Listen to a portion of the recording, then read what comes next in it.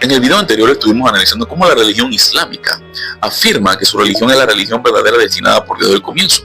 Y también ellos afirmaban que los profetas del Antiguo Testamento y el propio Jesús eran musulmanes. Y concluimos que caían en un absurdo y completo anacronismo. Pero a mí me gustaría que siguiéramos profundizando en el anacronismo que se encuentra dentro de la religión islámica. De hecho, cuando nosotros profundizamos en su libro sagrado, que es el Corán, encontramos que hay ciertos pasajes que incurren en errores anacrónicos históricos garrafales. Pudiera enumerar innumerables pasajes, pero hay dos pasajes que a mí me llamaron poderosamente la atención y que quiero que analicemos. Ahora sí viene lo chido. Cuando nosotros nos vamos al Corán, el Corán nos habla acerca de María, la madre de Jesús, y nos dice que María, la madre de Jesús, es hermana de Aarón y de Moisés. ¿Qué? ¿Qué? Sí, en efecto. Cuando nosotros nos vamos a la sura 19, verso 28, el profeta Mohammed afirma que María, la madre de Jesús, es hermana de Aarón. Y cuando nosotros nos vamos, por ejemplo, también a la sura 66, verso 12, el profeta nos afirma que María, la madre de Jesús, es hija de Imran.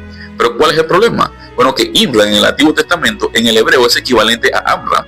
¿Y quién es Amram? Bueno, Amram es el padre de Moisés, de Aarón y de Miriam. Estamos hablando de personajes que existieron más de 1500 años antes de María y del propio Jesús, incurriendo así en el profeta en un error anacrónico histórico garrafal.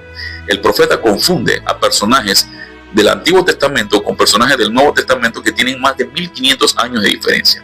Él confunde a María, la madre de Jesús, con Miriam, la hermana de Moisés y Aarón. ¿Qué está pasando, doctor? ¿Qué está pasando? Ahora, ¿cómo lo justifican los musulmanes? Bueno, los musulmanes dicen que, por ejemplo, cuando se dice que María es hermana de Aarón, es un título honorífico. Y que cuando se dice que es hija de Imran, sencillamente es otro Imran. Pero lo cierto es que el texto no dice nada de esto que ellos tratan de justificar. El texto de manera literal afirma que María es hermana de Aarón y que es hijo de Imran.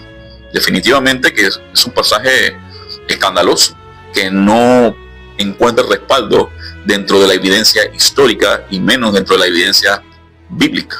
Ya, no digas nada. Ya nos exhibiste.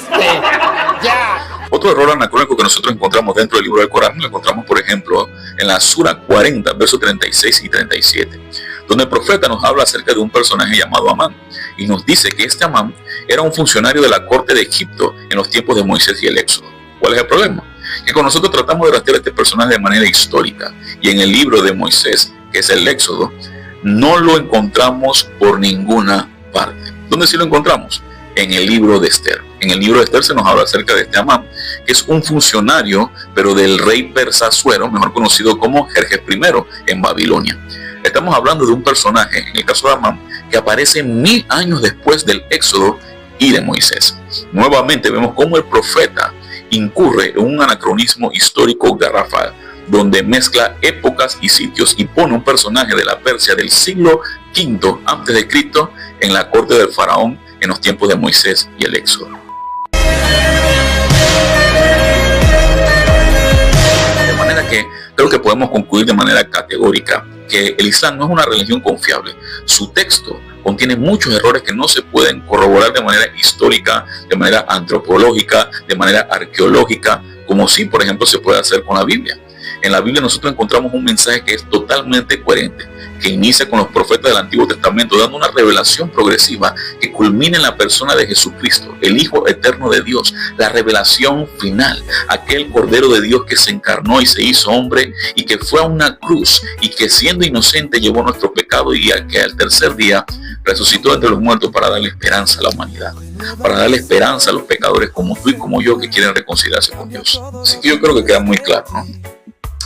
Como dirían muchos historiadores famosos, el Islam en efecto es una religión que tú puedes verificar a partir de Mahoma en adelante, no antes.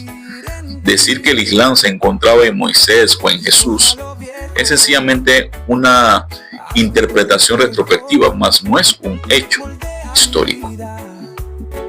Con tu verdad en cada paso que doy en la vida, sé mi guía, mi paz y mi bondad.